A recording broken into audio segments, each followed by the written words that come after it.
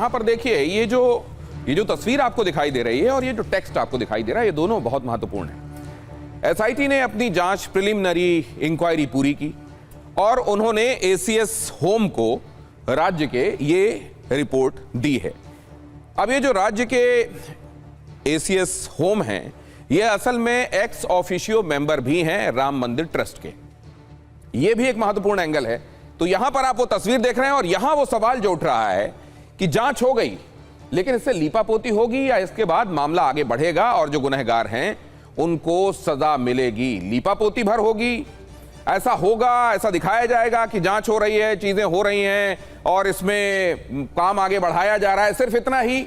या इसके बियॉन्ड भी मैसेजिंग होगी कि वो लोग जिन्होंने गलत किया है उनको सजा मिलेगी और एक नजीर कायम होगी कि भगवान के घर में, वो भी सनातन के इतने बड़े प्रतीक राम जन्मभूमि में बने हुए राम मंदिर, जिसकी प्रतीक्षा सदियों सदियों की गई, वहां पर इस तरह की गड़बड़ करने वाले छोड़े नहीं जाएंगे। जरा ये खबरें देखिए, कुछ एक महत्वपूर्ण इसके पहलू दिखाता हूं और उसके बाद ले चलूंगा अपने मेहमानों के पास जो आपको अपना अपना नजरिया बताएंगे, जिसके तहत आप अपना नजरिया बनाने में इस मामले के संदर्भ में इनेबल होंगे। पहले देखिए, राम मंदिर चढ़ावा चोरी की एसआईटी ने यूपी सरकार को रिपोर्ट सौंप दी है। रिपोर्ट में दान निगरानी व्यवस्था पर गंभीर सवाल उठाए गए हैं। ये जो दान दिया जाता था, उसकी जिस तरीके से निगरानी होती थी, उसकी जो गणना होती थी, उसको लेकर गंभीर सवाल उठाए गए हैं। आज जब जांच रिपोर्ट सौंपी गई, उस समय की ये तस्वीरें हैं जो आप यहां पर देख रहे हैं। सरकार को रिपोर्ट दी गई, 3 सदस्यीय समिति जो कि जांच कर रही थी, ये 3 सदस्यीय स्पेशल इन्वेस्टिगेशन टीम, उसके तीनों ही सदस्य आपको यहां पर दिखाई दे रहे हैं और साथ में दिखाई दे रहे हैं एसीएस होम। रिपोर्ट में कुछ कर्मचारियों पर एफआईआर की सिफारिश की गई है। कुछ कर्मचारियों पर फर्स्ट इंफॉर्मेशन रिपोर्ट उनके खिलाफ दर्ज होनी चाहिए, यह सिफारिश, रिकमेंडेशन इसमें है। रिपोर्ट में आगे भी जांच जारी रखने की सिफारिश की गई है। यह भी कहा गया है कि इसको जारी रखने के लिए और संसाधन और लोगों की आवश्यकता पड़ेगी और सदस्य जांच में सहयोग करें, ऐसा चाहिए होगा। ये तमाम संस्तुतियां ये रिपोर्ट में की गई हैं। ये कहा गया है कि ये जांच आगे भी जारी रहना चाहिए। जाहिर है इसका मतलब यह है कि बहुत सारे पहलू ऐसे हैं जिनमें और विस्तृत जांच की आवश्यकता है, या बहुत सारे पहलू ऐसे हैं जिनमें जांच शुरू करने और आगे बढ़ाने के लिए असल में और लोगों की जरूरत है, यह भी कहा गया है। और अभी तक की जांच में जो जो पाया गया, प्राइमरली जो लोग इसके लिए रिस्पॉन्सिबल लग रहे हैं उनका नाम भी इसमें लिया गया है और यह कहा गया है कि इनके खिलाफ एफआईआर इनिशिएट किया जाना चाहिए। ये रिपोर्ट आज एसीएस गृह को दे दी गई है। यहां वो तस्वीरें आप देख रहे हैं। अब जरा इधर आइए। ये जो अपर प्रमुख सचिव हैं एसीएस होम, संजय प्रसाद, उन्हें यह रिपोर्ट सौंपी गई जिसकी तस्वीरें मैंने आपको दिखाई हैं। अब इस रिपोर्ट में बड़ी बातें क्या क्या हैं? असल में वैसे तो यह रिपोर्ट गोपनीय है, लेकिन सोर्सेस के माध्यम से यह बताया जा रहा है कि 140 पन्नों की यह रिपोर्ट है और इसमें कुछ एक बातें बहुत महत्वपूर्ण हैं, रेखांकित किए जाने लायक हैं, अंडरलाइन किए जाने लायक हैं। कुछ एक चीजें उससे निकलकर जो सामने आई हैं वो आपके सामने रख रहा हूं। सवाल है कि दान राशि की गणना कैसे होती थी, उनकी निगरानी के लिए व्यवस्था क्या थी, आंतरिक व्यवस्था के लिए जिम्मेदार जो लोग थे वो कौन कौन थे। ये इस एसआईटी रिपोर्ट में, 140 पन्नों की इस रिपोर्ट में ये सब कुछ समाहित है।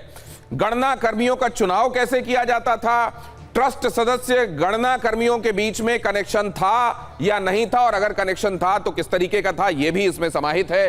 विस्तृत जांच के लिए अतिरिक्त समय चाहिए। अभी यह जांच बहुत शुरुआती है और अगर जांच को आगे बढ़ाना है तो इसमें अतिरिक्त समय चाहिए होगा, यह इतनी जल्दी नहीं हो सकता, यह भी इसमें कहा गया है। और यह भी कहा गया है कि जांच के लिए सहयोगी अधिकारियों की संख्या बढ़ानी पड़ेगी, मतलब इसमें और भी ऑफिसर्स लगाने पड़ेंगे। इसमें सिफारिश यह भी की गई है कि कुछ कर्मियों के खिलाफ एफआईआर रजिस्टर होना चाहिए, फर्स्ट इंफॉर्मेशन रिपोर्ट दर्ज की जानी चाहिए, केस चलना चाहिए, मुकदमा शुरू होना चाहिए। सिफारिश इस बात की भी इसमें की गई है। तो ये जो शुरुआती रिपोर्ट है, ये जो 140 पन्नों की रिपोर्ट है, जिसकी तस्वीर मैंने अभी आपको बताया और उसके नुआंसेस भी मैंने आपको बताए, इसमें बहुत महत्वपूर्ण चीजें कुछ हैं, लेकिन जाहिर है और विस्तृत विवेचना के लिए, जांच के लिए अभी वक्त चाहिए और ज्यादा अधिकारी चाहिए, यह बात भी कही गई है। कुछ एक नाम लेकिन इतना जरूर महसूस हो रहा है कि इनके खिलाफ तो कार्रवाई शुरू हो ही जानी चाहिए, एफआईआर लॉन्च होनी चाहिए, यह बात कही गई है। एसआईटी रिपोर्ट आ चुकी है, लेकिन सबसे बड़ा सवाल इसके साथ अब भी बाकी है, कार्रवाई कब होगी? क्या एफआईआर अब शुरू हो जाएगी और उनके खिलाफ मुकदमा शुरू हो जाएगा जिनके खिलाफ अब ये कार्रवाई ये इशारा करती है कि ये कल्प्रिट हैं, ऐसा लग रहा है जांच में। रिपोर्ट में दान राशि की गणना और व्यवस्था पर सवाल उठाए गए हैं। चोरी और ट्रस्ट से जुड़े संभावित कनेक्शन की भी जांच की गई है। इतना ही नहीं है बल्कि एसआईटी ने आगे की पड़ताल के लिए और ज्यादा वक्त दिए जाने की बात कही है। लेकिन अब सवाल रिपोर्ट से आगे का है, जिन लोगों के खिलाफ केस दर्ज करने की सिफारिश की गई है, क्या उन पर एफआईआर होगी? क्या जिम्मेदारी तय की जाएगी? अगर व्यवस्था में चूक हुई है तो जवाबदेह कौन कौन है, क्या अब यह सामने आएगा? और सबसे अहम बात यह कि आगे कार्रवाई किस पर होगी, बल्कि किस किस पर होगी। यानी एसआईटी रिपोर्ट सामने आने के बाद अब निगाहें जांच पर नहीं है बल्कि कार्रवाई पर सवाल अब आकर ठहर गया है कि जांच तो हो गई, अब कार्रवाई होगी या नहीं। क्या सिफारिशें कागजों तक सीमित रह जाएंगी या जिम्मेदार लोगों तक कानून का हाथ पहुंचना शुरू होगा? ये वो महत्वपूर्ण बातें हैं जिनकी तरफ अब लोगों की निगाहें हैं। और अब आपको इस पूरे मामले में एसआईटी की रिपोर्ट सौंपने से लेकर सियासत तक की एक छोटी सी रिपोर्ट जल्दी से दिखा देता हूं और उसके बाद डिबेट शुरू करते हैं।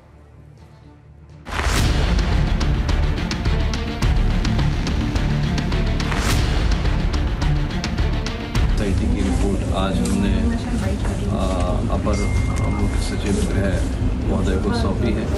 यह एक प्रारंभिक प्रतिवेदन है।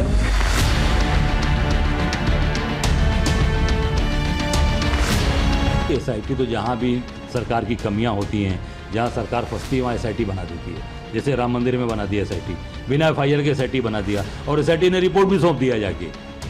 मतलब हम बनाए और हम ही को रिपोर्ट भी दे दिया गया। अब सोच सकते हैं ये कौन सा तरीका है, कौन सा न्याय मिलेगा इस पे।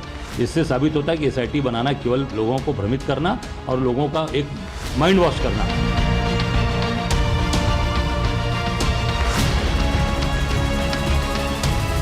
इन्हें प्रभु श्री राम जी के मंदिर से, उनकी आस्था से, उनकी मर्यादा से भय नहीं है। क्या वो एसआईटी की रिपोर्ट से भय खाएंगे?